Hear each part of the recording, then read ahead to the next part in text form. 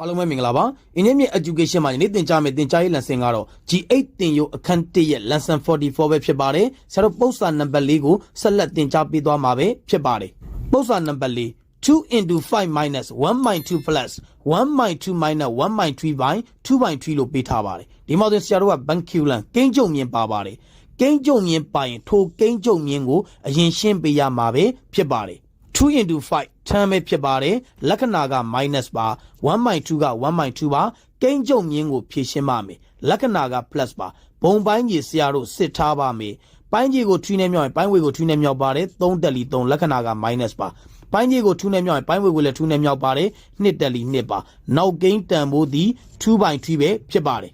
ချမ်းကချမ်းပါလက္ခဏာက minus ပါ 1/2 က 1/2 ပါဖြည့်ရှင်းလို့ရရှိလာသောတန်ဖိုးသည် 1/6 ပဲဖြစ်ပါတယ်နောက်ကိန်းတန်ဖိုးသည် 2/3 ပါခွင်းထဲကကိန်းကိုဖြည့်ရှင်းပါမယ်ရှေ့ကိန်းတန်ဖိုးသည်ထမ်းပါလက္ခဏာက minus ပါခွင်းထဲကကိန်းကိုဖြည့်ရှင်းတဲ့အခါမှာဘုံပိုင်းကြီးစစ်ထားပါမယ်ပိုင်းကြီးကို2နဲ့မြောက်ရင်ပိုင်းဝေကိုလည်း2နဲ့မြောက်ပါတယ်3တက်လီ3ပါလက္ခဏာက plus ပါ1က1ပါနောက်ကိန်းတန်ဖိုးသည် 2/3 ပဲဖြစ်ပါတယ်ဆက်လက်ဖြည့်ရှင်းပေးပါမယ်10 minus ခွင်းထဲကကိန်းကိုဖြည့်ရှင်းလို့ရရှိလာသောတန်ဖိုးသည် 4/6 ပဲဖြစ်ပါတယ်အစားကိုအမြောက်ပြောင်းနောက်ကိန်းကိုပြောင်းမြန်လန်လို့ရရှိလာသောတန်ဖိုးသည် 3/2 ပဲဖြစ်ပါတယ်ခြေတရားတန်ဖိုးရှိပါတယ်